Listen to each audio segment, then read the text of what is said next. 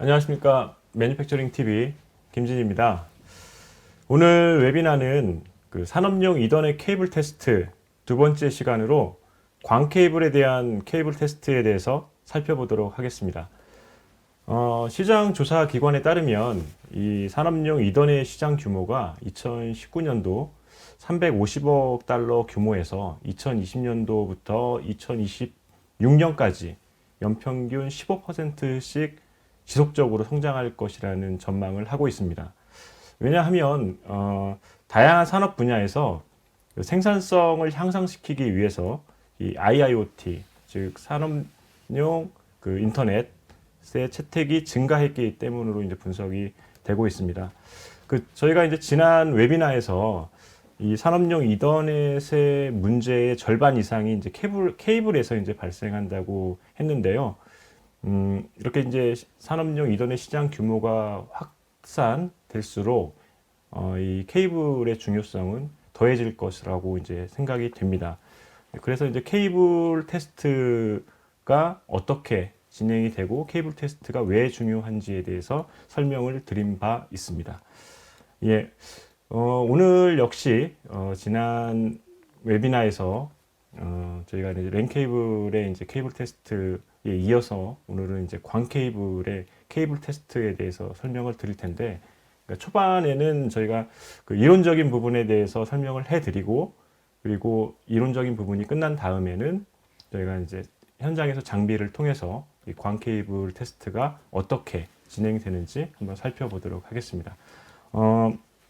좀 시청하시는 분들도 이제 웨비나에 적극적으로 참여를 해주실 수 있습니다. 실시간 Q&A를 통해서 웨비나에 이제 오른쪽 창에 질문을 해주시면 저희가 성심성의껏 답변을 해드릴 거고요. 그리고 웨비나 중간에 설문조사가 나옵니다. 그 설문조사에도 적극적으로 참여를 해주시면 감사하겠습니다. 그러면 본격적으로 이제 웨비나를 시작을 해볼 텐데요. 플루크 네트워크스의 문건호 한국 총괄 매니저님을 모시고 웨비나 여정을 한번 떠나보도록 하겠습니다. 네, 문건호 매니저님 모셨습니다. 안녕하십니까? 네, 안녕하세요. 네, 저희가 4개월 만에 다시 뵙는 것 같습니다. 그동안 어떻게 지내셨습니까? 요즘 코로나 때문에 네. 저희 회사는 아직도 재택근무를 하고 있거든요. 그래서 재택근무를 네네. 하면서 이제 집에서 음. 제가 녹화를 한다던가 네네네. 아니면 일반 커뮤니티에서 하는 웨비나에 참석을 한다던가 해서 계속 이제 대외 활동을 대면은 못 하고요. 네네네. 비대면으로 계속 꾸준히 알리고 비대면으로? 있습니다. 네. 지난 저희가 처음 이제 웨비나를 11월인가 작년 11월에 한번 진행을 했었잖아요. 네. 반응이 어떻습니까? 네. 그날 이제 채팅창에서 제가 질문도 답변을 드리고 했는데, 그렇죠. 네. 많은 분들이 이제 단순히 계측기 소개하는 웨비나인 줄 알고 계셨다가, 그렇죠. 카퍼 케이블에 대한 이론을 먼저 음. 교육을 해드리니까 네. 상당히 반응이 좋았던 것 같습니다. 네. 그 이후에도 질문이 또 메일로 왔던 것들도 이제 답변을 그래요? 해드린 적이 있던 것 같고요. 네. 네. 그러니까 웨비나가 알차게 구성이 됐었었죠. 네, 네. 네, 네. 예, 오늘 웨비나도 그때 저희가 진행했던 웨비나를 아무튼 벤치마킹을 해서 준비를 했고요. 네, 알겠습니다. 그러면 오늘 11월 달에 첫 번째 웨비나를 보신 분들도 계실 테고, 그리고 네. 새롭게 이 광 케이블 테스트에 대해서 이제 관심이 있어서 오신 분들도 계실 텐데, 그럼 간단하게 플루크 네트워크스가 어떤 회사인지 네. 짚고 넘어가 보겠습니다. 네. 저희 플루크 네트워크스는 플루크 코퍼레이션이라고 하는 플루크의 그룹 회사의 하나의 사업부고요. 화면에서 보시는 대로 저희 플루크는 플루크 프로세스 인스트루먼트, 플루크 캘리브레이션, 플루크 바이오메디컬, 그 다음에 플루크 네트워크스. 그래서 이렇게 총 5개의 사업부가 있다고 보시면 되고요. 그 중에 플루크 네트워크스는 독자적으로 좀 로고 색깔도 다른 걸 쓰는 이유가, 다른 사업부의 이제 산업 현장에 사용하는 계측기라기보다는 저희는 이제 통신 현장, IT 쪽에 관련된 통신 케이블 계측을 하고 있기 때문에 색깔을 조금 다른 걸 써봤습니다. 하지만 장비에 저희 트레이드 마크인 이제 노란색 테두리, 이게 사실은 장비를 보호하는 하우징이거든요. 이 노란색 트레이드 마크는 저희 플루크 전 계열사 전 사업부들이 동일하게 사용을 하고 있습니다. 네, 저희 플루크 네트워크스는 방금 설명드렸듯이 통신 케이블을 계측하는 장비거든요. 그래서 네트워크 통신에서 가장 중요하다고 생각하는 레이어 1 물리적인 물리 인프라 케이블링을 설치한 후에 케이블 제조사의 품질과 케이블을 인스톨하신 테크니션의 품질을 동시에 확인할 수 있는 계측기고요. 그것 때문에 전 세계적으로 저희 플루크 네트워크스 계측기가 고객들한테 많은 사랑을 받고 있습니다. 저희 고객들은 일반 데이터컴에 사용하시는 통신 쪽 설치하시는 분들, 그리고 데이터 센터를 설계하시거나 컨설팅 하시는 분들, 그리고 커뮤니케이션 서비스라고 해서 일반 전화 통신 쪽을 서비스 하시는 테크니션들, 그리고 오늘 설명드릴 산업 자동화 공장이라든지 열악한 환경에 산업 쪽에 관련된 케이블을 설치하거나 엔지니어링을 하시거나 혹은 시스템을 인테그레이션 하시는 분들이 고객이기도 합니다. 네, 저희 플루크 네트워크스는 저희 화면에서 보시는 대로 처음에는 플루크의 네트워킹 인더스트리라고 해서 사업을 시작을 했고요. 1992년부터 시작을 했기 때문에 오늘까지 약 29년간 통신 케이블 계측기 시장에서 새로운 제품들로 항상 업계를 리드하고 있는 브랜드라고 보시면 됩니다. 오늘 설명드릴 광 케이블에 주로 사용되는 이제 OTDR이라고 하는 장비와 로스를 테스트하는 OLTS라고 하는 장비 두 가지를 좀 중점적으로 설명을 드릴 겁니다.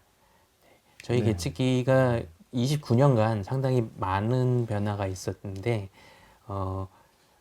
최근에는 통신 케이블들이 아주 많은 중요도를 가지고 있는 환경으로 바뀌었습니다. 왜냐하면 데이터 통신이 예전에는 뭐 1메가, 10메가 이러던 시절에서 지금은 10기가, 40기가, 100기가, 400기가, 800기가, 1.6테라바이트까지도 지원하는 케이블들이 있기 때문에 성능이 아주 민감합니다.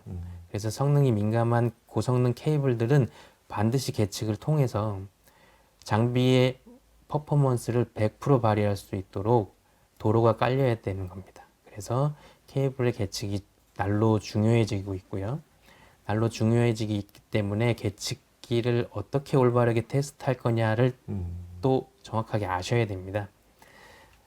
일반 저희 랜 케이블이라고 하는 카퍼 케이블은 지난번 저희 웨비나 때 설명을 드렸지만 집에서나 사무실에서 흔히 접하실 수가 있어요. 그래서 많이 어려워하진 않습니다. 사용하시는 데 대해서. 하지만 광 케이블은 일반인은 사실 잘 접하기 힘드시고 IT에 관련된 분들도 광이라고 하면 좀 어려워하십니다. 하지만 케이블은 매체거든요. 신호를 전달하는 매체인데 카퍼 케이블은 통신을 하기 위해서 데이터를 전기 신호로 바꿔서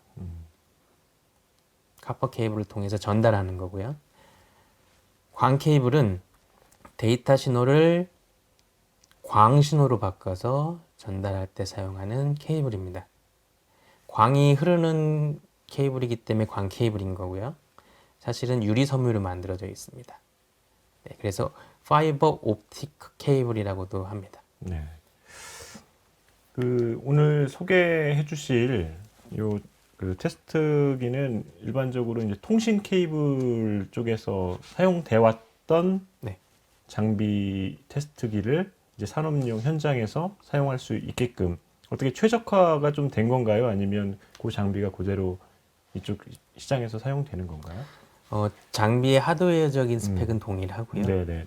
다만 이제 일반 통신 시장에서 사용하는 표준과 산업용 현장에서 사용하는 표준이 다르거든요. 네네네. 그 표준이 장비 안에 펌웨어로 들어가 있다는 게 타사 장비들과의 좀 차이가 있다고 보시면 됩니다. 네. 알겠습니다. 그러면 오늘 이제 설명해 주실 그 광 케이블 네. 테스트 관련해서 먼저 그럼 광 케이블이 뭔지부터 이제 좀 알아야죠. 예. 네. 어떤 특징들을 갖고 있는지도 좀 알아야 될 것 같은데, 그 광 케이블의 전반적인 내용 현황에 대해서 한번 설명을 해 주실까요? 네. 네. 방금 전에 제가 설명드렸듯이 광 케이블은 상당히 접하기가 쉽지 않기 때문에 어려워하시고 어렵기 때문에 알려고 하질 잘 않으십니다. 그래서 모르시죠, 잘. 그래 광 케이블에 대한 이 지식이 많이 없다 보니까 안전에 좀 위험한 행동들을 많이들 하세요. 그래서 처음에 광 케이블에서 가장 중요한 부분은 이론적인 내용보다는 안전. 카퍼 케이블은 안전과는 사실 크게 관련은 없습니다. 뭐 사람을 해칠 만한 전압이 들어가는 게 아니기 때문에 상관이 없지만 광 케이블은 광 신호가 광 케이블을 통해서 전달되는데 그 광 신호에 대한 안전 정보를 좀 알고 계셔야 본인의 눈, 시각을 보호할 수 있기 때문에 그런 부분들을 먼저 설명을 드리겠습니다. 한번 읽어보겠습니다. 제가 읽어볼까요? 네, 네. 감사합니다. 뭐 하나 제가 읽어보고 그거에 대해서 설명해 주실 겁니까? 어떻게 네, 해주실 그렇게 거예요? 네, 알겠습니다. 자, 중요 안전 정보. 어떠한 상황에서도 광코어를 눈으로 봐서는 안 됩니다. 네. 네, 이건 어떤 뜻이냐면요. 저희가 군대에서 총 사격 훈련을 할 때 탄창에 총알을 넣고 총에 탄창을 끼지 않은 상태에서도 항상 총구는 하늘을 보고 다니게 훈련을 받죠. 네, 맞습니다. 그 이유는 네. 이제 혹시라도 실탄이 그렇죠. 장치가 네, 됐을까 봐. 됐을까봐 안전하게 그러한 훈련을 받는데 광 케이블도 똑같습니다. 광코어를 흐르는 광 신호는 시각을 잃게 만들거든요. 그렇기 때문에 이게 장비에 꽂혔든 안 꽂혔든 반대쪽을 알 수 없는 상황에서는 광코어를 눈으로 쳐다보시면 아주 위험한 행동이라고 생각하시면 됩니다. 네. 예, 두 번째 안전 정보입니다. 사용 중인 파장은 절대 눈으로 볼 수 없습니다. 네, 간혹 이제 네트워크에 종사하신 지 오래되신 분들이나 광 케이블을 좀 오래 다뤄보신 분들이 이제 광 케이블이 장애가 났을 때 링크라는 게 살지 않을 때 광 케이블을 뽑아서 눈으로 보면 보인다는 분들이 계세요. 절대 보이지가 않습니다. 왜냐하면 이 다음 슬라이드에서 설명을 드리겠지만 눈으로 볼 수 있는 가시광선이라는 영역대가 있는데요. 우리가 이제 프리즘을 통해서 햇빛을 반사시키면 빨주노초 파남보라는 무지개가 보이듯이 그 영역은 가시광선이고요. 광통신에서 사용하는 광의 영역은 적외선입니다. 빨간색의 바깥쪽 파장을 쓰기 때문에 눈으로 절대 볼 수가 없어요. 네. 그렇기 때문에 사용 중인 파장은 절대 볼 수 없다는 뜻으로. 네. 세 번째, 활성 상태 광 케이블의 빛은 강력하며 영구적으로 시력을 손상시킬 수 있습니다. 네, 여기 세 개를 한꺼번에 읽어주시면 될 것 같습니다. 네. 그리고 그다음 네 번째, 장비들의 빛에 안구가 가끔씩 노출되더라도 영구적으로 시력을 손상시킵니다. 그리고 다섯 번째, 빛신호가 비활성이라는 말을 들으면 마치 광 케이블이 활성 상태가 아니라고 대합니다. 네. 네, 아까 설명드린 거와 다 일맥상통하는 건데요.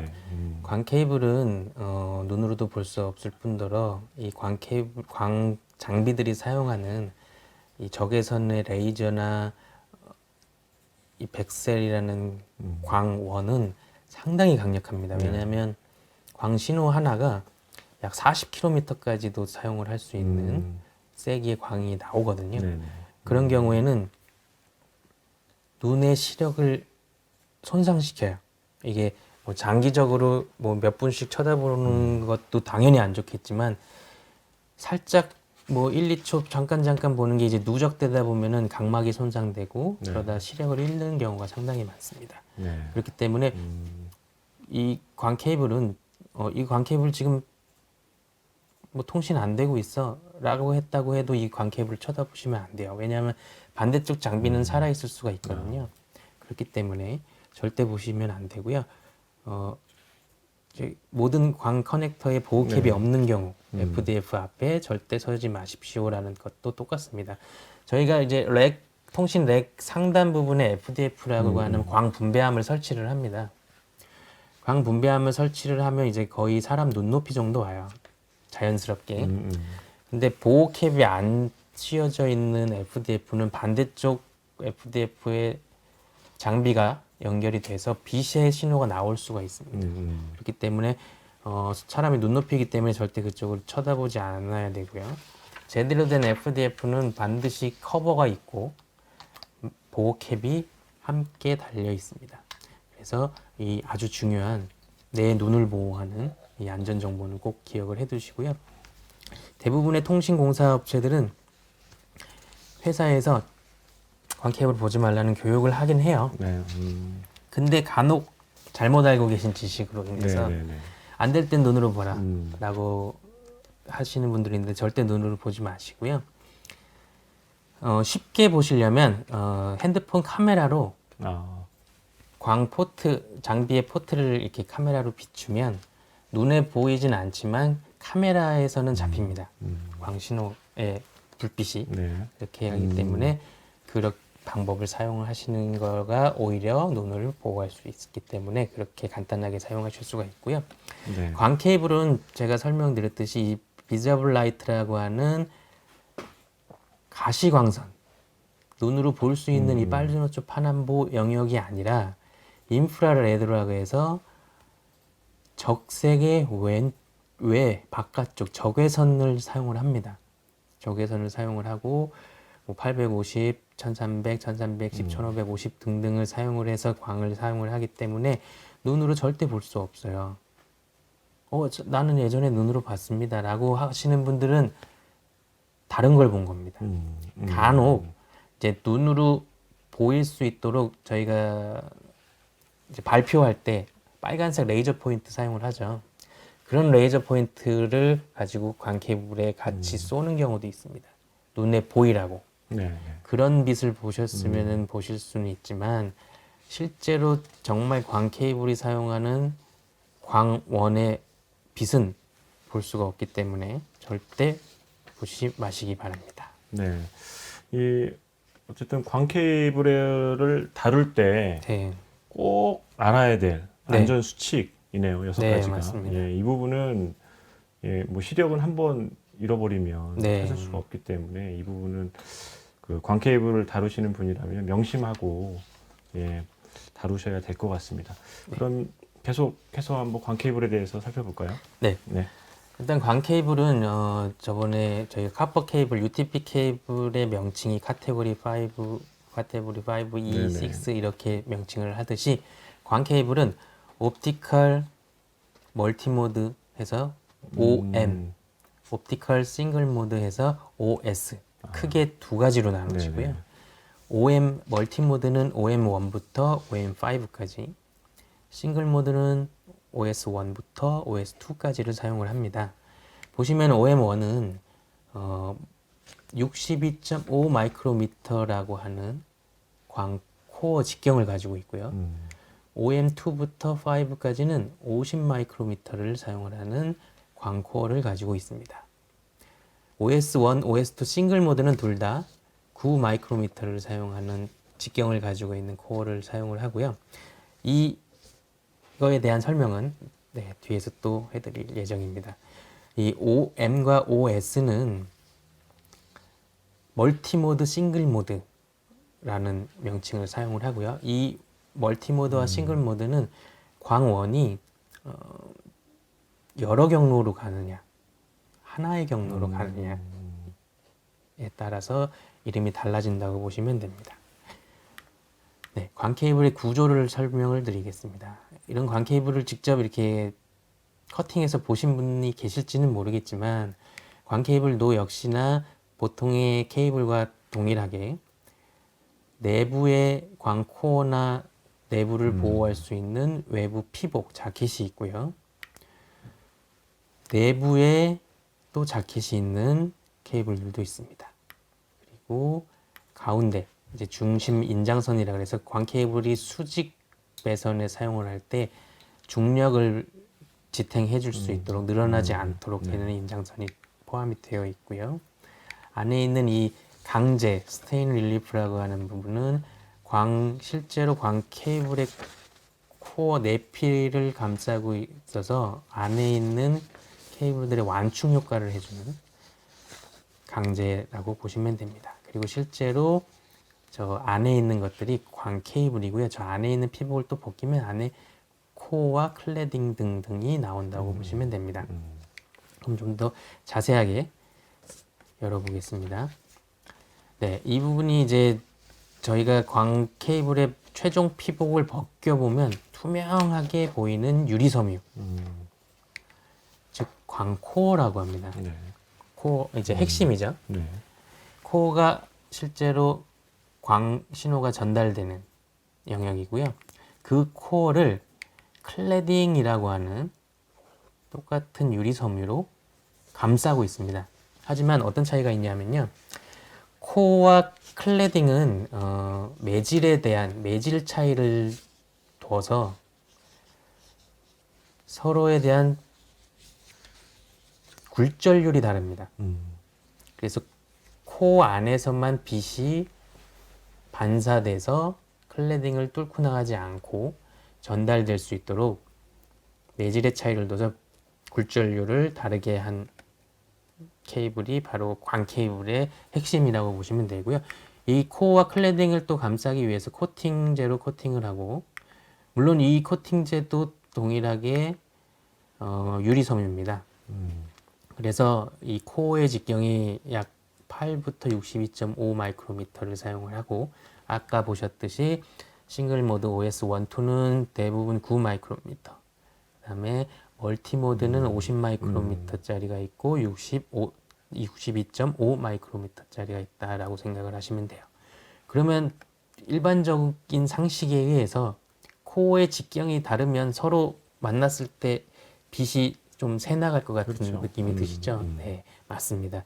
혼용하게 되면 어떤 문제들이 많이 발생을 하는데 그 부분도 이따가 설명을 드리도록 하겠습니다. 네, 참고로 1cm는 약 10,000 마이크로미터입니다. 그러면 1 마이크로미터는 약 10,000분의 1cm죠. 네. 네, 아주 눈으로 분간할 수 없을 만큼 아주 작은 코어입니다. 자, 얼만큼 작으냐? 보시면 이게 사람의 머리카락이거든요. 머리카락은 싱글 모드가 사용하는 9 마이크로미터 코어뿐만 아니라 클레딩인 125 마이크로미터의 직경을 가지고 있는 클레딩도 이 헤어 하나로 다 가려질 정도로 아주 작은 직경을 가지고 있습니다. 아까 설명드렸듯이 코어와 클레딩이 매질의 차이를 둬서 굴절률을 다르게 만들었다고 했죠. 네. 클레딩이 손상되면 어떻게 될까요? 클레딩이 손상되면 코어에서 빛이 새나갑니다. 보이시죠? 이거는 이제 인터넷에 네트워크 전문가 따라잡기라는 카페에서 제가 인용을 했고요. 출처를 받기 위해서. 네. 그리고 빨간색으로 지금 아까 눈이 안 보인다 그러셨잖아요. 네네. 근데 보이죠? 네. 왜 보이냐? 뭔가 지금 케이블에 문제가 있는 거를 케이블을 설치하시는 인스톨러 테크니션이 확인을 하고 눈에 보이는 가시광선을 쏜 겁니다. 빨간색 레이저를 쏴서 어느 부분에 클레딩이 깨져서 빛이 새 나오는지를 보는 거예요. 근데 이렇게 깨지는 경우는 상당히 심각한 겁니다. 그러네요. 이게 네. 이제 뭐 아파트 현장이라고 하는데 산업 현장에서도 케이블을 포설하시는 인스톨러 테크니션 분들이 이거는 제가 이제 많은 경험에 의해서 짐작을 해보면 광 케이블 싱글 모드 광 케이블 노란색이 짧아져서 작업을 하기 불편해서 아마 손으로 돌돌 감아서 당기신 것 같아요.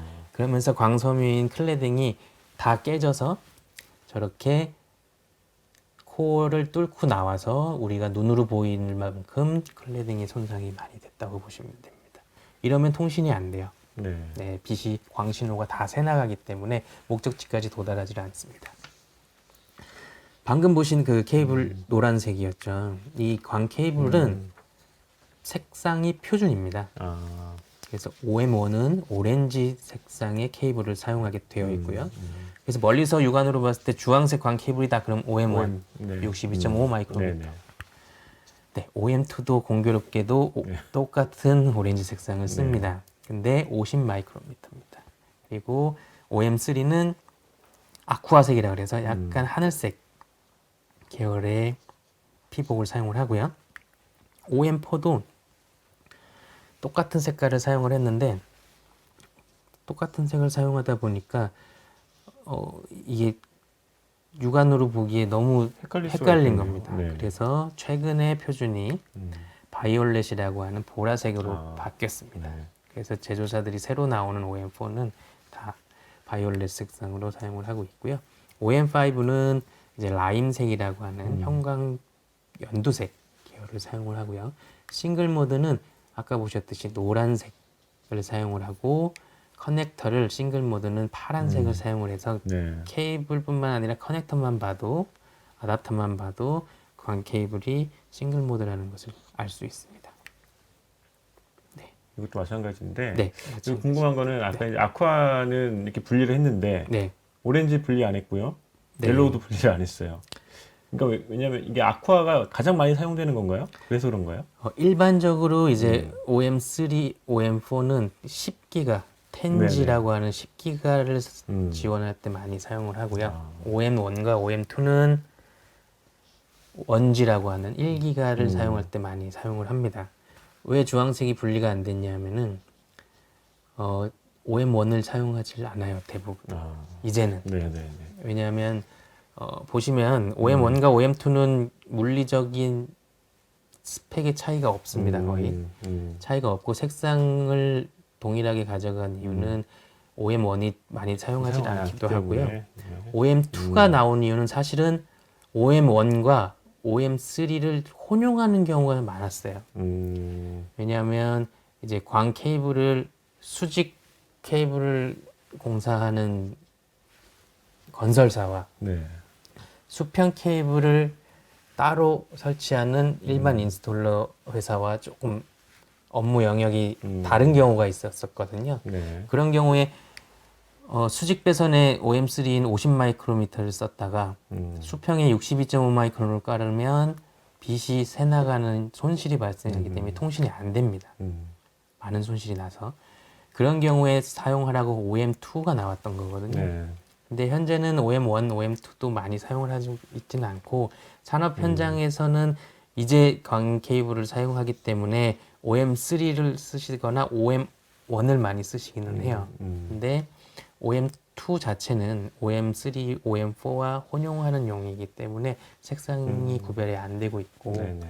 그 구별이 사실은 최근에 이 자료를 이 색상이 나온 후에 한 1, 2년 사이에 OM2는 우리 회색으로 하자. 네. 근데 표준은 아직 아닌 걸로 아직은, 알고 있고요. 예. 일부 제조사들이 이제 회색으로 생산을 하고 있습니다. 헷갈리니까요. 네. 하지만 OM4는 이제 바이올렛으로 이제 표준 자체가 바뀌었습니다. 그리고 OS1과 OS2는 보시는 대로 9 마이크로미터랑 똑같아요. 다르지 않습니다. 스펙이. 네. 다만 이제 손실을 적게 만들어서 조금 더 멀리 통신을 할 수 있게 만든 게 OS2 케이블인데 둘이 혼용해도 아무런 문제가 없습니다. 그렇기 때문에 둘 다 노란색으로 사용을 하는 거고요.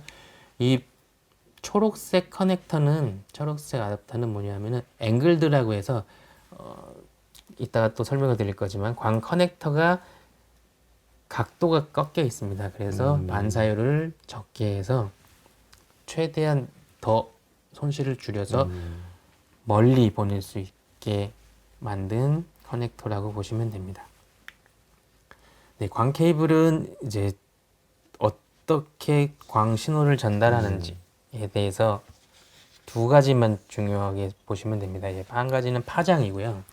한 가지는 프리퀀시라고 하는 주파수, 진동수입니다. 네, 먼저 파장을 설명을 드릴게요. 아까 설명드린 멀티 모드와 싱글 모드, 이제 경로가 다중 경로냐, 일반적으로 단일 경로냐에 따라서 두 가지로 나눠지는데요. 각각 사용하는 파장이 멀티모드는 800 나노미터, 1300 나노미터, 싱글 모드는 1310, 1490, 1550, 1625를 사용을 합니다. 자, 그럼 파장이 뭘까요? 파장은 1초당 반복되는 파형의 동일한 점과 점 사이의 거리입니다. 그러면 이 1초간, 이게 1초입니다. 1초간 반복되는 동일한 파형의 점 대 점 사이, 웨이브랭스라고 하는 이 파장, 그림에서 보시면 저 파장이 짧으냐 기냐에 따라서 숫자가 이제 이 파장의 거리가 나노미터로 표시가 되거든요. 그래서 제일 짧은 파장은 850 나노미터, 제일 긴 파장은 1625 나노미터까지 사용을 한다고 보시면 됩니다. 2번 파장은 지금 1번 파장보다 이게 눈으로 보시기에도 육안으로 보시기에도 작죠. 네. 작으면 파장이 여러 번 갑니다. 1초에. 그렇기 때문에 파장이 민감해요. 네. 파장이 많이 반복되기 때문에 민감합니다. 네. 그렇군요. 민감하기 때문에 주로 싱글 모드에서 사용을 하고 있고요. 그 다음으로 설명드릴 이제 주파수 진동수 프리퀀시는 뭐냐면 1초당 파형이 동일한 각 주기를 계속 반복하는 횟수거든요. 그러면 이제 보통은 이제 표시를 헤르츠라고 합니다. 헤르츠라고 하고, 그림에서 보시면 이 지금 1초간 또 동일한 파형이 4번 반복됐죠. 그럼 4사이클 혹은 초당 4사이클을 반복했기 때문에 4헤르츠라고 네. 표시를 합니다. 그리고 아래 2번 파형을 보시면 이제 7헤르츠 7번 반복이 됐고요. 보통 광 케이블은 메가헤르츠, 킬로미터당 메가헤르츠라는 단위로 모달 대역폭이라는 용어를 써요. 멀티모드에서. 그럼 이 모달 대역폭은 뭐냐면요. 1km 거리에서 광 케이블이 지원하는 대역폭의 양으로 표시를 한 거라고 보시면 됩니다. 약 1MHz per 킬로미터는 0.7에서 8Mbps를 전송할 수 있다고 계산 수식으로 해서 네. 표현이 되고요. 멀티모드 아까 보여드렸던 이 색상과 함께 OM1부터 OM5는 모달 대역폭 자체가 약 200MHz per 킬로미터부터 4700까지 사용을 합니다. 이 모달 대역폭이 높을수록 더 많은 데이터를 전송할 수 있기 때문에 OM1부터 OM4까지, OM5까지 모달 대역폭의 차이를 보시면 아, 이 케이블이 얼마 정도의 속도를 지원할 수 있겠구나 라고 생각을 하실 수가 있습니다. 자, 그러면 이 OM5, OM1 이 광 케이블을 과연 우리가 몇 미터까지 사용을 할 수 있는지를 상당히 궁금해 하십니다. 광 케이블의 특징 중에 하나는 이제 장거리 통신에 유리하거든요. 그러면 이 광 케이블은 모달 대역폭, 멀티모드의 경우에는 모달 대역폭을 가지고 있기 때문에 이 모달 대역폭에 따라서 지원하는 속도도 다르지만 거리가 다릅니다. 자, OM1을 1000베이스라고 하는 1기가를 전송할 가장 장거리, 최대 거리는 275m고요. 10기가를 사용할 수 있냐, 못한다 라고 하시는 분들도 있는데 사용할 수 있습니다. 다만 거리가 33m입니다. 반면에 그 OM3라고 하는 텐지를 주로 사용하는, 텐지에 주로 사용하는 아쿠아색 광 케이블은 300m를 지원을 해요. 자, OM1으로 텐지를 33m 지원할 거면 그냥 UTP 케이블 사용을 하겠죠. 100m까지 지원을 하니까요. 그렇기 때문에 텐지 10기가 이상을 사용할 때는 보통 OM3를 씁니다.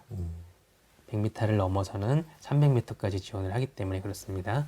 그리고 40기가는 OM3와 OM4만, OM5 세 가지만 지원을 한다고 보시면 됩니다. 자, 이 광 케이블은 카퍼 케이블에서는 전기 신호가 가기 때문에 저항을 가지고 있어요. 그렇죠. 저항을 가지고 있기 때문에 100m 이상 갈 수가 없습니다. 하지만 이 광 케이블은 저항을 가지고 있질 않아요. 다만 빛 광 신호기 때문에 자연적으로 멀어질수록 광세기가 감쇄가 됩니다. 그래서 광 케이블 안에서 이 신호의 강도가 손실되는 부분을 이제 감쇄, 어테뉴에이션이라고 하고요. 신호의 펄스가 똑같은 모양을 유지해야 되는데 멀어질수록 확산돼 버려요. 광신호가. 그래서 앞에서 쐈을 때 일직선으로 가던 광신호도 멀어지면 이렇게 확산되면서 펄스가 망가집니다. 그걸 이제 분산이라고 보시면 되고요. 이 두 가지의 문제 때문에 광 케이블도 최대 40km, 뭐 70km 등등 거리가 제한이 있기는 합니다. 자, 감쇄에 의해서 보시면 이제 신호가 파형이 작아지죠. 이렇기 때문에 거리의 제약이 오는 거고요. 네. 분산, 이 파형의 모양이 바뀌어지면서 대역폭이 제한이 됩니다. 그러면 이제 멀어질수록 속도도 줄어들겠고 거리도 멀어질수록 감쇄 때문에 통신이 안 되는 거고요. 그러면 그거에 네. 여기서 이제 궁금한 게 감쇄하고 이제 분산이 어쨌든 광 케이블의 손실인 네. 건가요? 네. 네. 어쨌든 요거 외에는 손실이 없는 거죠. 다른 네. 손실이 코어보다는. 네. 네. 그렇기 때문에 카퍼 케이블은 외부 요인 전기 신호이기 네네네. 때문에 그쵸. 전자기파 인접한 케이블에서 오는 자기장에 의해서 영향을 받아서 케이블이 꼬여 있었죠. 네네. 광 케이블은 외부 요인에 의해서 영향을 받는 경우가 거의 없습니다. 그러니까 외부 요인에 의한 거라면 내 케이블이 너무 많이 꺾였다던가 네네. 케이블 타이로 광 케이블 너무 쪼아놨다던가 이런 외부 요인 말고는 인접한 전기 케이블이나 고압 전선에서 받는 영향은 전혀 없습니다. 네. 그렇다면 이 산업 현장에서도 네. 그렇게 길게까지는 빼지 않는다고 했을 때 광 케이블의 이런 손실의 이유를 찾기가 만만치가 않을 것 같은데. 이제 네. 상당히 좋은 핵심적인 질문을 해주셨는데요. 네. 산업 현장에서 광 케이블이 사용되고 많이 권장되는 이유 중에 하나가 산업용 현장은 고압의 케이블들, 전기 케이블들, 네. 많은 전파를 일으키는 자기장을 일으키는 케이블들이 산재해 있습니다. 이제, 예를 들면 이제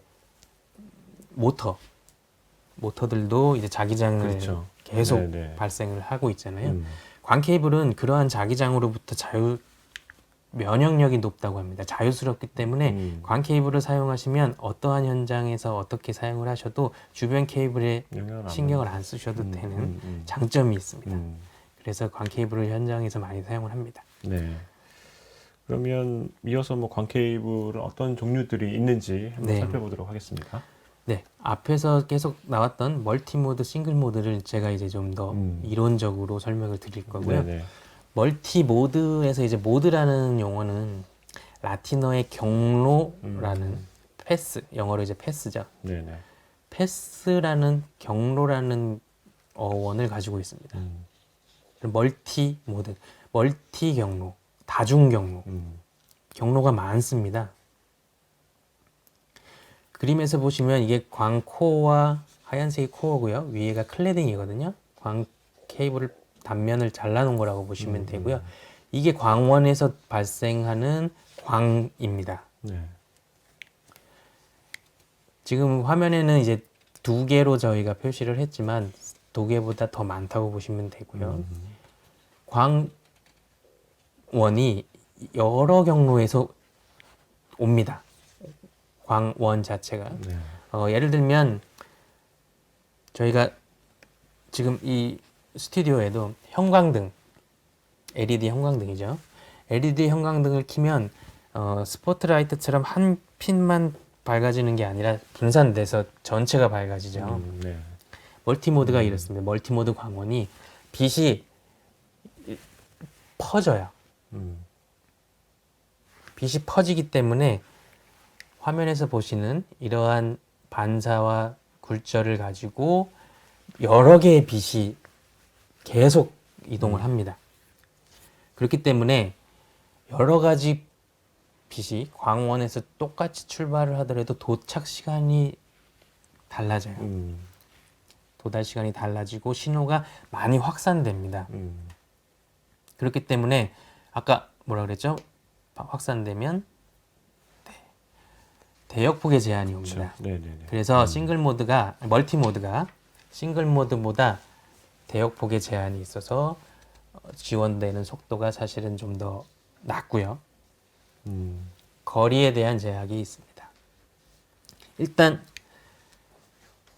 코어의 직경이 크기 때문에 광원이 굴절되는 빈도도 많고요. 그렇기 때문에 똑같은 거리를 가더라도 신호가 감쇄가 됩니다. 그래서 멀티모드는 상대적으로 싱글모드 케이블에 비해 거리가 짧고 대역폭이 낮습니다. 그렇게 이해를 해주시면 되고요. 광원에 따른 차이라고 보시면 돼요. 자, 다음은 이제 싱글모드. 싱글모드는 지금 눈으로 보이시는 것도 보시면은 아주 코어 자체도 작죠. 네. 직경도 작고 네. 광신호가 그냥 하나로 갑니다. 싱글 모드가 사용하는 광원은 레이저예요. 멀티 모드는 아까 설명드렸듯이 LED 쫙 퍼지죠.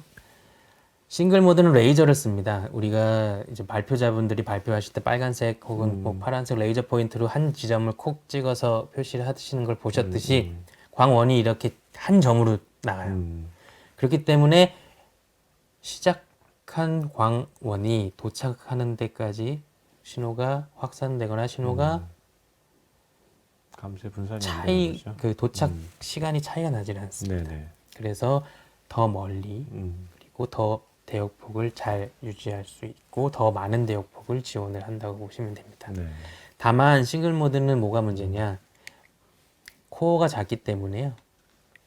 굴절에 민감합니다.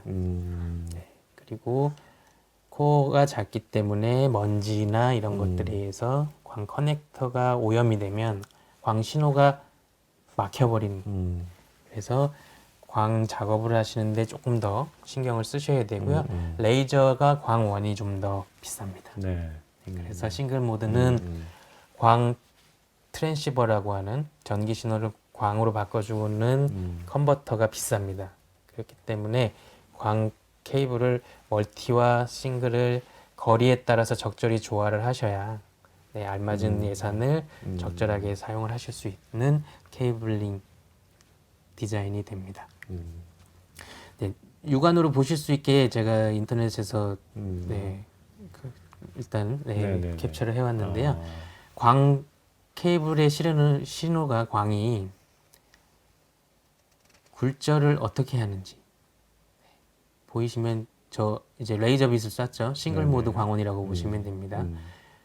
적절하게 반사와 굴절이 반복되면서 수십 킬로까지 광 케이블이 광 신호를 전달하는 예시를 보실 수가 있습니다. 예, 결국에는 멀티 모드 광 케이블을 사용하느냐, 싱글 모드 광 케이블을 사용하느냐, 이 광 케이블에 대한 이해가 없이는 네, 아까 맞습니다. 말씀하셨다시피 그런 설계가 상당히 중요하다라는 게 보여지네요. 네. 이게 이제 광 케이블의 이론을 아셔야 네. 어디에는 멀티 모드를 쓰고 어느 구간에 싱글 모드를 쓰고를 설계하실 수 있고 이 멀티 모드가 어떤 원리고 싱글 모드가 어떤 원리인지를 아셔야 또 광 케이블을 계측하시고 측정하실 때 올바른 측정을 하실 수가 있습니다. 네네. 다음은 이제 광 케이블 커넥터 관련된 내용이네요. 네. 광 커넥터는 우리 카퍼 케이블처럼 RJ45 하나 통일이 아닙니다. 광 케이블은 광 신호가 민감하기도 하고 현장마다 어떠한 커넥터를 필요로 하는지가 달라요. 왜냐하면 이제 진동이 많은 그렇죠. 환경이라든지 특히 산업용은 주로 이 스크류 타입의 ST나 FC라는 커넥터를 주로 사용을 합니다. 이거는 커넥터가 그냥 끼는 형식이 아니고요. 낀 다음에 스크류를 돌려서 완전히 고정을 시킵니다. 그래서 주로 철도, 즉 이제 객차겠죠. 네. 고속전철이라든지 고속전철에도 광 케이블이 들어가거든요. 고속전철이라든지 모터의 진동이 심한 공장이라든지 이런 구간에 사용을 할 때는 반드시 FC 타입이나 ST 타입을 사용을 합니다. 그럼 일반적으로 전산실이나 뭐 공장에도 컴퓨터를 서버와 여러 가지 네트워크 장비가 있는 전산실이 있는데요. 그 안에서는 보통 그냥 스탠다드 커넥터라고 해서 SC 혹은 루센트 커넥터라고 해서 LC 타입을 많이 씁니다. SC 타입과 LC 타입은 차이가 이제 SC가 워낙 오래되고 처음에 나왔었고요. 네. 근데 이제 단점은 크기가 큽니다. 그래서 고집적으로 점점 이제 데이터를 렉에 장비들을 실장하기 위해서 고집적으로 가거든요. 요즘에는 네. 장비의 성능도 좋아지지만 장비를 실장하는 렉의 공간을 최소화해서 활용을 하기를 원하기 때문에 절반 크기인 LC 타입의 커넥터를 주로 사용을 한다고 보시면 됩니다. 자, 지금 그럼, 아까 보여주셨던 커넥터가 지금 현재 사용되고 있는 광 케이블 광 커넥터의 네, 맞습니다. 모든 종류라고 네. 보면 되나요? 네, 어쨌든 그 커넥터도 각각의 이제 뭐 지금 한 12개인가요? 그렇죠. 네, 12가지 12개 정도. 커넥터를 보여주셨는데 어쨌든 구조는 뭐 거의 유사한가요? 네, 구조는 구조는 거의 같고요. 네, 네네. 거의 같고요. 네. 그 구조의 겉에 커넥터의 하우징이 다르다고 보시면 돼요. 하우징만. 네. 네네. 그래서 이제 다음에서 네. 이제 커넥터의 구조 SC 네네네. 타입인데 SC 타입 이 하우징을 제외한 나머지는 구조가 동일하다고 동일하다. 보시면 됩니다. 이 빨간색은 광코어예요. 네. 내피, 이 노란색은 이제 아까 싱글 모드라 그랬죠. 내피를 벗긴 광코어고요. 이 광코어와 클레딩과 아까 코팅까지 보셨던 그 네네. 투명한 음. 실제 유리섬유입니다. 이 유리섬유가 들어옵니다. 이게 페롤이라고 해서 광 커넥터를 보면은 하얀색으로 되어 있어요. 그 부분 이제 페롤이라고 하는데 가운데 구멍이 아주 작은 구멍이 뚫려 있고요. 그 안으로 유리섬유를 통과시켜서 광 커넥터의 하우징을 끼우면 네. 이 빨간색 유리섬유가 바깥으로 이렇게 삐져 나와 있겠죠. 이 부분을 이제 정교한 유리를 자르는 칼로 커팅을 한 후에 이 종단면이 고르지를 않기 때문에 광 신호가 마지막 끝 지점에서 굴절이 돼서 나가버리는 현상을 막기 위해서 이 페루를 광 케이블의 광 유리 섬유와 함께 연마를 해줍니다. 광 접속이라고 하죠. 광 케이블의 종단면을 터미네이션 하는 방법이 크게 두 가지가 있어요. 하나는 지금 보시는 폴리싱이라고 하는 연마입니다. 방금 보셨듯이 케이블을 커넥터에다 끼고 커팅을 한 후에 지금 보이시는 대로 커넥터의 페롤과 유리섬유 부분을 이 아주 미세하게 사포 같은 갈리는 네네. 재질의 밑판을 사용을 해서 팔자를 그리면서 계속 연마를 해요. 연마를 네, 그러면은 광 유리 섬유의 끝이 아주 평평하게 되겠죠. 그렇죠. 네. 이거는 이제 수작업이 많이 들어갑니다. 그리고 광 접속하시는 테크니션의 기술의 노하우가 상당히 중요하고요. 네. 시간이 많이 걸리죠. 비교적 오래 걸리기 네. 때문에 잘 사용하지 않아요, 현재는. 하지만 이보다 편한 융착이라는 방식이 있습니다. 융착은 이러한 미리 공장에서 연마가 돼서 폴리싱이 돼서 나오는 케이블을 뒤에 오픈되어 있는 부분의 피복을 자르고 광 케이블의 피복을 잘라서 이러한 융착기에다 껴주면 융착기가 알아서 자동으로 녹입니다. 네. 녹이면서 유리를 녹여서 붙여줘요. 아주 정교하게 이 아까 보셨던 그 코팅과 함께 있는 유리 섬유를 정교하게 붙여주는데 어찌됐든 물리적인 열을 가해서 물리적인 접합을 하는 겁니다. 네, 네. 그렇기 때문에 저 구간에서 이 접합한 구간에서 손실이 발생을 해요. 이런 융착이 많아지면 그렇죠. 거리의 제한이 오겠죠. 네네네. 손실이 심해지니까. 네네. 그런 경우 혹은 우리는 이러한 융착에 의해서 융착 지점에서 오는 손실도 용납할 수 없어. 할 때는 연말을 사용을 합니다. 네, 그런 차이가 있다고 보시면 네. 되고요.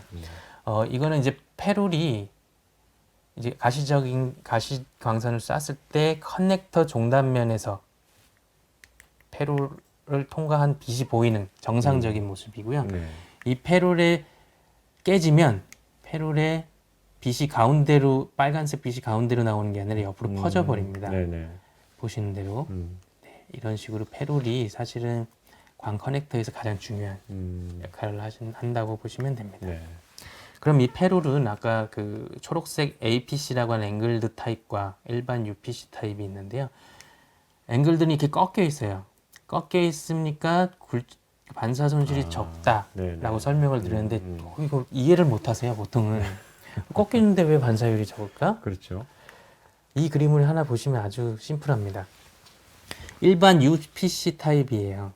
그냥 그 꺾여 있지 않은 타입은 빛 신호가 이 끝단에서 되돌아오는 반사가 일어나는데 이 반사가 그냥 바로 180도 뒤로 꺾이기 때문에 실제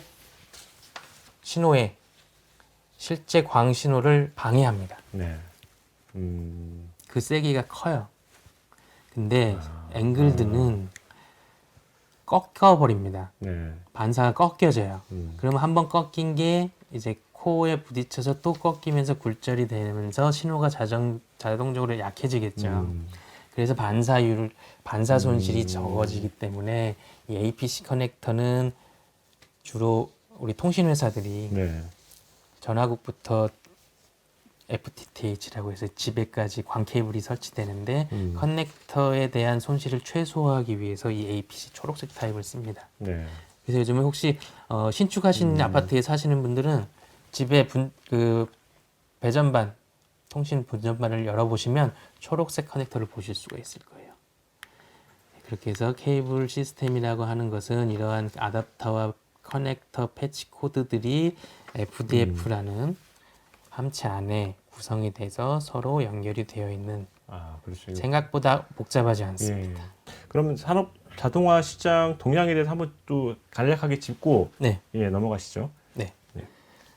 이 산업 자동화 시장의 동향은 4개월 전에 했던 웨비나 자료와 동일한데요. 네.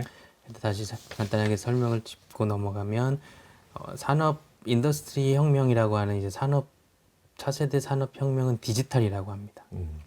디지털로 가는 혁명의 산업 자동화 시장에서 가장 선봉에 서고 있는 부분은 통신이 중구난방이었던 예를 들면 뭐 필드버스라든지 뭐 이더넷 다른 이더넷이 아닌 통신을 사용했던 모든 것들이 이더넷 환경으로 이미 마이그레이션이 끝났어요. 아직도 마이그레이션이 되어 있지 않는 산업 현장이 있다면 올해 예산을 사용을 하셔서 무조건 갈아타시길 바랍니다. 이 산업 현장이 왜 이더넷으로 가는지는 인더스트리 4.0이라고 하는 곳에 이 시점에서 열릴 수 있는 비즈니스 기회들이 이더넷에서 모든 걸 다 구현할 수가 있어요. 저희가 이더넷 환경이 오피스에 들어오고 그 이더넷이 더 나아가서 이제 인터넷 환경까지도 접목이 되고 모바일로 와이파이를 통해서 애플리케이션을 통한 모든 서비스가 되듯이 산업 현장도 이제 IIoT, 뭐 세이프티, 오토메이션 등등 모든 것들이 이더넷을 통해서 개발이 됩니다. 이더넷 통신을 통해서 센서들이 통신을 하고요. 이 센서들을 모니터링하는 툴이 이더넷 기반 통신을 통해서 웹 UI라든지 어플리케이션을 통해서 개발이 되는 거고요. 이러한 모든 것들을 다 가질 수 있는 게 이제 이더넷 환경이라고 보시면 됩니다. 그렇기 때문에 이 이더넷 환경은 점차적으로 많이 확대되고 있고요. 이 산업용 이더넷 필요성이 대두됨과 동시에 보시면 이제 네트워크 마켓 쉐어가 인더스트리얼 이더넷이 필드버스를 추월했습니다. 2017년부터 네네. 추월하기 시작했고요. 뭐 2018년에 약 10% 차인데 벌써 3년이 지난 지금은 아마 2배 정도 차이가 나지 않을까? 네. 네, 제가 상상을 하고 네, 있습니다. 네, 네, 네. 알겠습니다. 어쨌든 지금 산업용 이더넷에서의 이제 사업 기회들, 비즈니스 기회들이 많기 때문에 네. 어쨌든 현장에서는 이런 부분에 대해서는 어느 정도 다 직시를 하고 있을 것 같아요. 예, 직시를 하고 있을 네. 것 같고 그렇기 때문에 당연히 이더넷 환경으로 네. 예, 넘어갈 준비를 하고 있거나 넘어갔거나 그런 단계가 맞습니다. 있지 않을까 생각을 합니다. 그러면 어쨌든 뭐 전 웨비나에서도 말씀을 드렸지만 이더넷 환경에서 그 산업용 이더넷의 가장 큰 문제가 발생하면 네. 대부분 케이블이다. 절반 이상이 네, 케이블이다 맞습니다. 말씀을 해주셨잖아요. 네. 네. 이 IT 환경에서의 케이블은 음, 점진적으로 발전을 했어요. 음, 물론 장비도요. 음, 아까 말씀드렸듯이 뭐 10메가부터 뭐 그보다 더 저속 데이터 때부터 네, 네. 시작을 해서 음, 지금의 10기가냐 40기가냐까지 왔는데 음, 그 전에 이제 케이블에 대한 문제점들은 거의 음, 없었거든요. 음. 근데 이제 케이블의 고성능 장비에 고속 데이터를 싣다 보니까 문제점들이 하나둘씩 발생을 한 오랜 역사를 가지고 있는 거고 산업용 케이블링, 산업용 이더넷 시장은 장비가 마이그레이션이 되면서 급속도로 완전히 환경이 바뀌었습니다. 근데 거기에 따른 통신 케이블의 중요성을 많이 실감을 하지 못한 그렇죠. 상태에서 네, 네. 공사가 되어지고 음, 그냥 장비를 납품하는 회사에서 서비스 형식으로 네, 네. 깔리다 보니까 이더넷 케이블에 의해서 나오는 장애가 너무 많아졌습니다. 그렇죠. 그만큼 이제 요 기간이 짧기 때문에 네. 이 경험과 노하우가 네. 상당히 적기 때문에 아까도 말씀하셨듯이 그냥 서비스로 네. 진행되고 그렇다 보니까 더 많은 문제들이 이제 맞습니다. 발생을 하고 있는데 이 어쨌든 뭐 케이블의 문제를 줄여야 되잖아요. 네. 어떻게 줄여야 돼요? 이거를? 케이블의 문제를 줄이는 방법은 아주 간단합니다. 네. 테스트 하시면 됩니다. 아, 네. 오늘 사실 발표할 모든 거의 한 줄 네. 요약인데요. 산업용 이더넷 케이블 표준이 충족되는지 테스트가 즉 검증, 인증 분야거든요. 네, 네. 검증을 하셔야 됩니다. 항상. 이 검증이 완료된 후에는 이 케이블을 바꾸시지 않는 한은 장애날 이유가 거의 없다고 보시면 돼요. 네. 물론 누가 밟거나 누가 뭐 잘라버린다든가 이런 문제가 아니고서는 케이블은 전자장비도 아니고요. 전기를 꼽는 전기 제품도 아닙니다. 그렇기 때문에 처음에 검증하고 처음에 인증된 케이블 구간은 20년, 25년 사용을 하셔도 아무런 문제가 없어요. 보통의 케이블 제조사들이 케이블 설치 후에 검증한 구간에 대해서는 20년에서 25년까지 워런티를 발행할 정도로 고장이 나는 제품들은 아닙니다. 하지만 처음 설치했을 때 올바른 검증을 하지 않았다면 그 인프라는 폭탄입니다. 언제 터질지 모르는 영역이기 때문에 항상 케이블을 꼭 테스트하는 습관, 케이블을 테스트하는 표준 문서를 꼭 만들어 두시기를 권장을 해드리고 싶습니다. 네, 케이블은 뭐 이따가 이제 광 케이블에 대한 것들에 대한 설명을 드릴 거고요.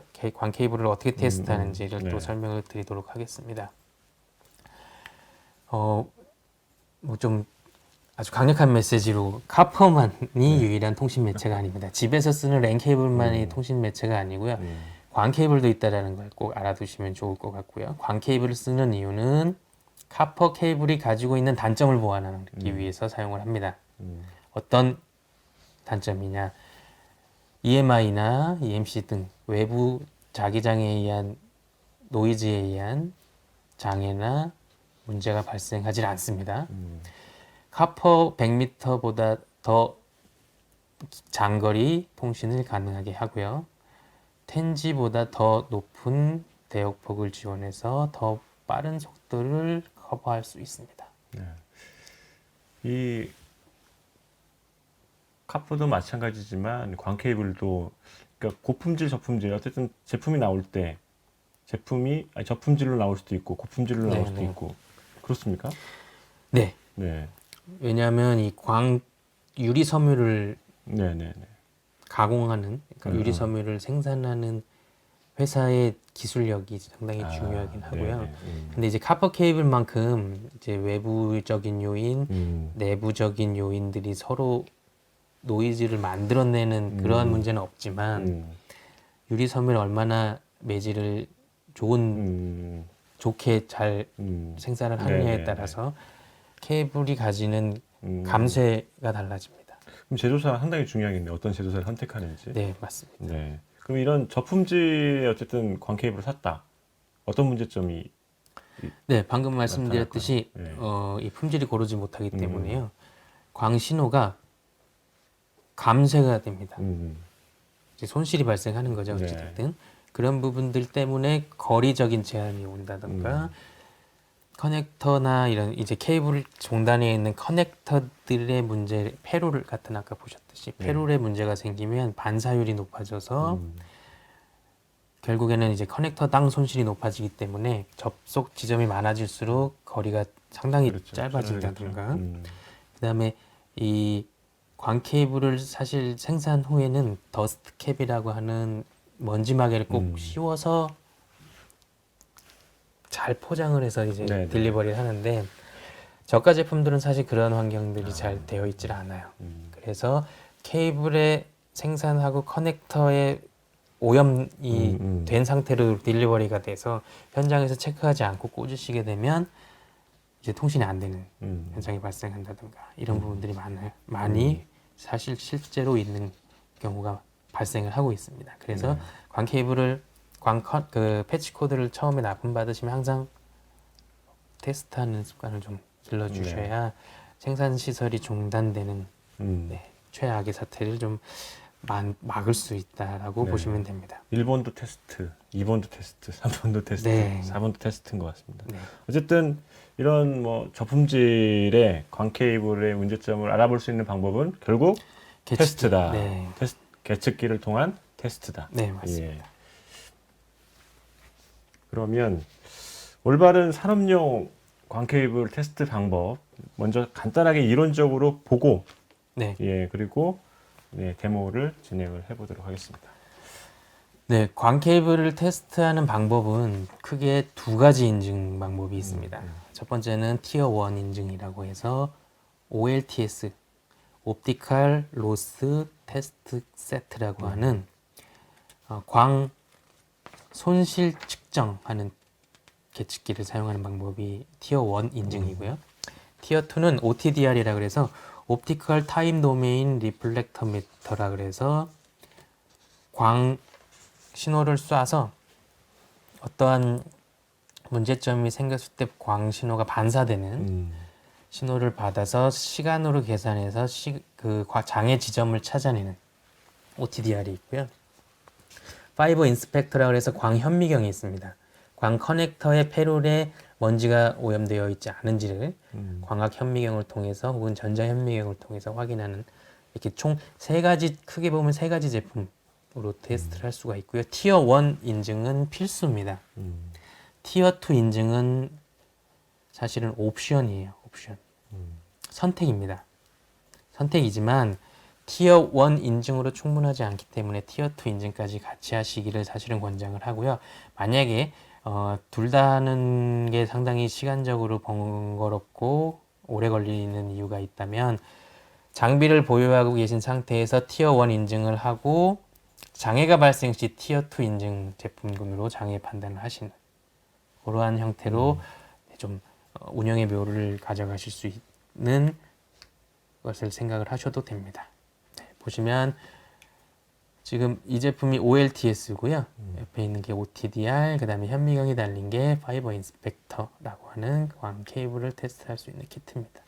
네, 처음 이제 광 케이블 티어 1 인증. 단순히 파워미터라 그래서 광 세기를 측정하는 장비예요. 자, 이렇게 아주 큰 장비는 광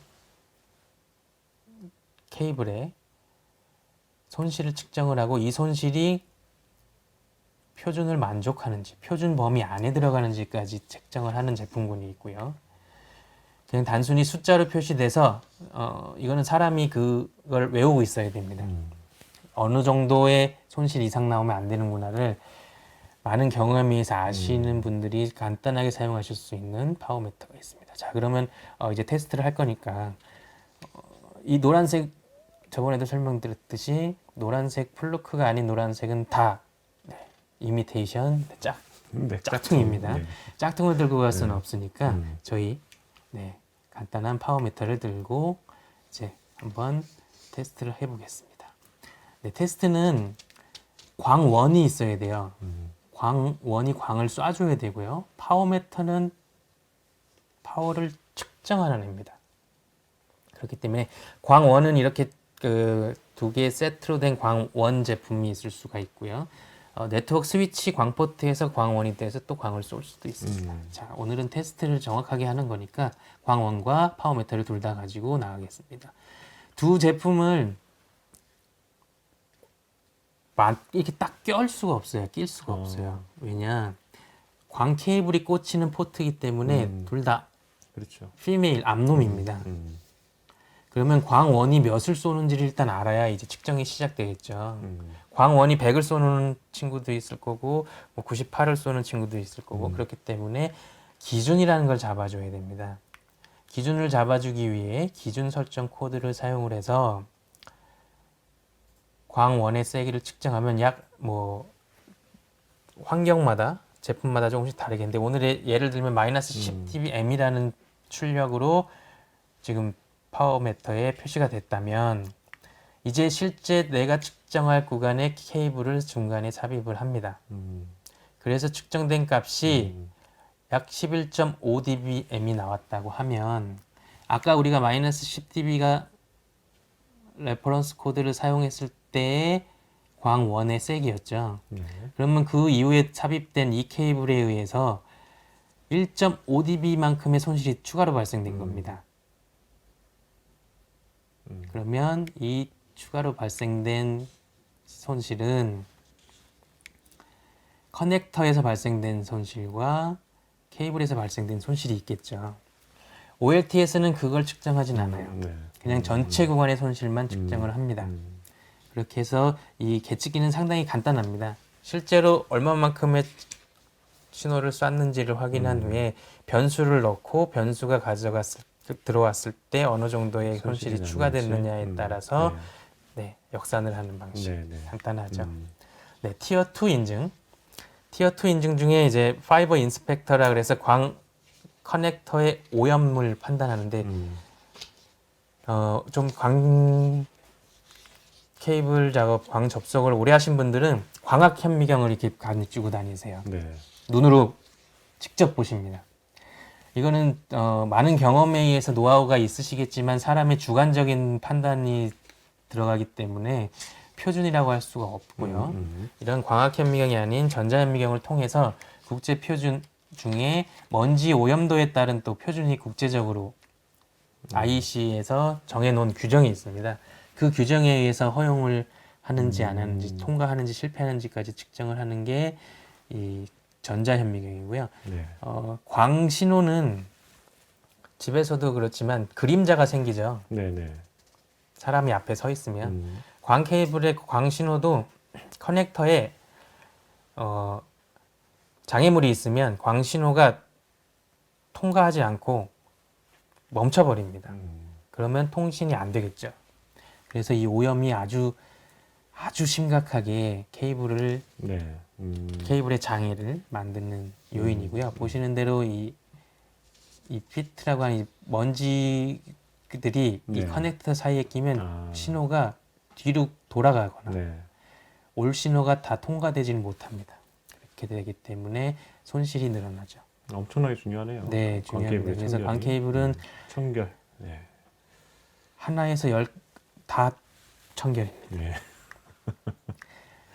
근데 먼지가 안 쌓일 수가 없잖아요. 네, 안 쌓일 수가 없기 때문에 네. 이 광 커넥터의 표준이 음, 광코의 먼지를 보는 것만 있는 건 아니고요.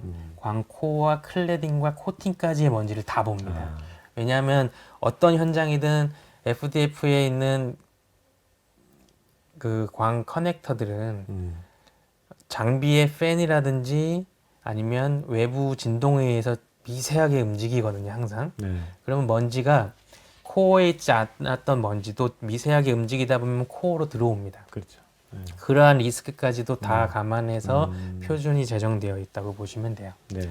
보시면 이제 깨끗한 커넥터, 핑거프린트라고 해서 이제 손 지름, 네, 네, 지문이 지문. 묻어가지고 손 기름이 들어간 네, 네. 커넥터. 먼지가 오염된 네. 커넥터들이 분명히 깨끗한 커넥터와 육안으로 확인이 나죠. 이런 부분들은 통신에 막 아주 큰 장애를 가져다 줍니다. 네. 케이블 커넥터, 아까 말씀드렸듯이 광학현미경으로 사람이 눈으로 본다, 혹은 전자현미경으로 눈으로 본다. 이 먼지를 과연 닦아줄 건가, 그냥 사용하실 건가? 이게 주관적이거든요. 이 커넥터 사용하시겠습니까? 모르겠죠. 이 커넥터는요, 어떻습니까? 자, 계측기를 통해서 커넥터의 종단면을 테스트를 하면 통과냐 실패냐를 표준에 의해서 확인을 해주고요. 왜 실패가 나왔는지 이 오염된 먼지의 크기들 체크를 해서 빨간색으로 표시를 해줍니다. 객관적으로 누가 작업을 해도 똑같은 품질을 유지할 수 있도록 해주는 게 바로 계측이고요. 이렇게 깨끗한 후에는 통과가 나오는 것을 보실 수가 있습니다.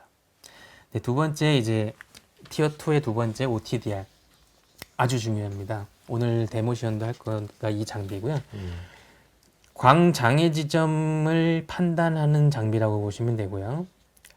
아주 센 광 펄스를 쏴서 그 펄스가 계속해서 이제 이동을 하겠죠. 통신을 위해서.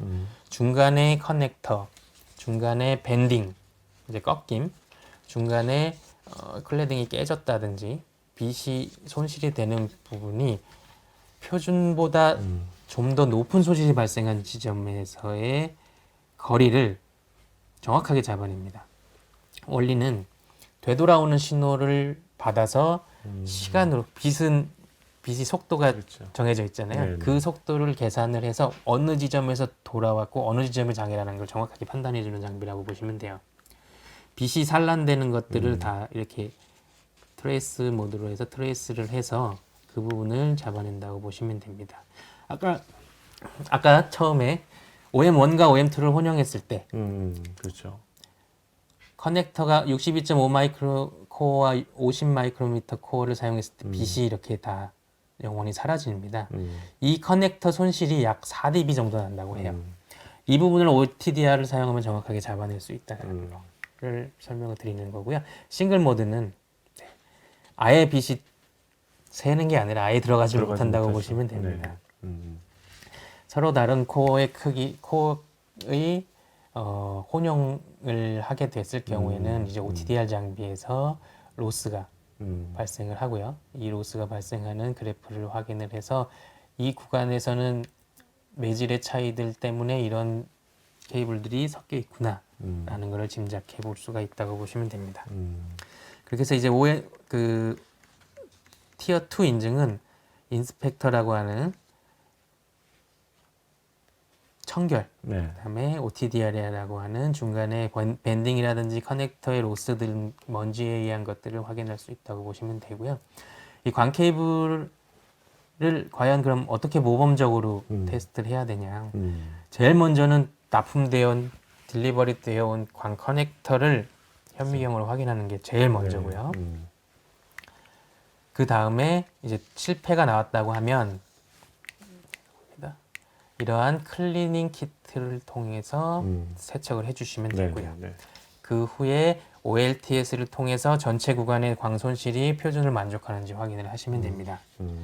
만약에 실패가 나왔다라고 하면은 광 OTDR을 사용을 해서 해당 구간에 어느 부분이 문제가 생겨서 음. 실패가 나왔는지 확인을 하셔서 그 구간에 대한 세척이라든지 그 구간에 대한 밴딩을 잡아낸다든지 이런 식으로 장애를 꼭 해결하시면 광 케이블에 대한 모든 확인을 하신다고 보시면 됩니다. 네. 뭐 요약하자면 광 케이블 테스트 네. 해야 됩니다. 네. 그리고 청결이 네, 최고입니다. 맞습니다. 네. 네, 이렇게 요약이 가능할 것 같습니다. 예, 지금까지 광 케이블 테스트 관련해서 저희가 이제 광 케이블의 이론부터 해서 저희가 뭐 광 케이블 어떻게 테스트가 되는지 이론적으로 좀 살펴봤습니다. 이제 이론적으로 살펴본 것을 실제 데모에서는 어떻게 이제 구현이 되는지 티어 2의 네, 티어2 인증을 보여드릴 티어 2 겁니다. 인증을 보여주시는 거죠. 네. 티어 2 인증 데모 시연을 함께 보도록 하겠습니다. 자, 이제 데모 시연으로 티어2 인증을 보여드릴 거고요. 티어2 인증에 필요한 OTDR 장비와 파이버 인스펙터, 그리고 현재 뭐 광 케이블 구간을 저희가 만들어 볼 수가 없어서 현장에 약 50m 포설된 구간에, 그리고 약 100m짜리 케이블 두 개가 연결된 약 250m 구간에 대한 장애 지점을 찾는 시연을 보여드리도록 하겠습니다. OTDR이기 때문에 테스트를 해보기 위해서 자동 OTDR의 OM3, 그 다음에 제너럴 파이버라고 하는 국제 표준을 선택을 해서 테스트를 해보도록 하겠습니다.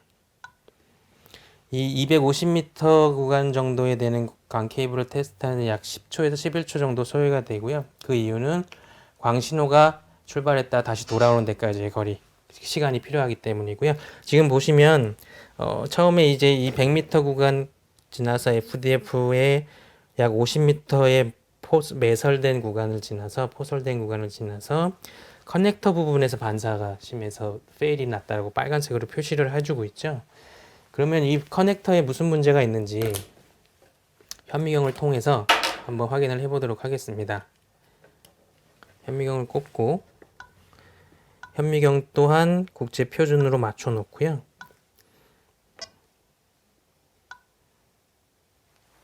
지금 보시면 상당히 지저분한 게 보이시죠? 분석을 해보겠습니다. 너무 많은 결함이 발견돼서 테스트를 할 수 없을 정도입니다. 파이버를 청소한 후에 다시 하라고 되어 있죠. 그러면 이러한 클리너 킷을 통해서 이걸 퀵 클리너라고 하거든요. 빠르게 청소할 수 있어서 이걸 사용해서 청소를 한 후에, 원래 클리너를 한 두세 번 클릭하면 되는데 오늘 아주 지저분한 커넥터를 만나서 보시면 아주 깔끔해졌죠. 분석을 누르면 네, 통과가 나왔습니다. 이제 오염도가 다 제거됐다라는 아주 반가운 소식이고요. 이 커넥터를 다시 꽂고 이제 OTDR로 돌아가서 다시 장애가 해결됐는지 테스트를 해봅니다. 똑같이 동일하게 광신호를 쏘서 다시 돌아오는 데까지 걸리는 시간이 필요하기 때문에 약 10초 정도 소요가 됐고요. 네, 통과가 됐어요. 장애 지점을 해결한 겁니다. 아주 간단하죠. 광 접속하시는 분들 안 와도 담당자분이 직접 하실 수가 있다고 보시면 되고요. 이제 보여드릴 거는 이제 눈에 보이지 않는 FDF 안에 융착 지점이 불량난 부분을 잡아내는 테스트를 보여드릴 겁니다. 동일한 테스트를 이제 보시면 여기 배드 스플라이스라 해서 광 융착을 불량하게 해놓은, 임의적으로 불량하게 해놓은 50m 구간에 대한 융착 지점을 찾아내는 걸 보여드릴 거예요. 자, 보시면 이 약 51m 구간에 손실이 발생됐다. 그 구간이 동그란 걸로 표시된 건 이제 눈으로 보기 편하게 융착 불량을 GUI 형태로 보여주는 거고요. 추적이라고 하는 이 그래프를 보시면 네, 파장이 살짝 아래로 내려가죠. 이 부분은 융착이 불량됐다라는 뜻을 표시합니다. 그렇게 해서 오늘 티어2 인증에 대한 데모 시연을 모두 보여드렸고요. 광 케이블은 네, 장애 지점 혹은 광 케이블의 손실을 측정하고 항상 청결함을 유지하시는 게 네, 다운타임을 가져가지 않으시는 아주 가장 확실한 방법임을 꼭 기억해 주시길 바랍니다. 네, 감사합니다. 예, 지금까지 산업용 이더넷 케이블 테스트 광 케이블 편을 보셨고요. 광 케이블의 이론부터 그리고 광 케이블 장애 해결 데모 시험까지 함께 보셨습니다. 네, 마지막으로 오늘 함께 해주신 매니저님, 문 매니저님께서 오늘 광 케이블 테스트 관련해서 네. 가장 중요한 부분, 핵심을 한 문장으로 요약해 주시고 마무리 짓도록 하겠습니다. 네. 광 케이블 어려워하지 마시고요. 첫째도 청결, 둘째도 청결입니다. 그 후에 계측기를 통해서 반드시 테스트를 하신 후에 장비를 가동시키시기를 권장을 해드립니다. 네, 이상입니다. 네, 끝까지 함께 시청해 주셔서 대단히 감사드립니다. 저희는 다음 웨비나에서 찾아뵙도록 하겠습니다. 고맙습니다.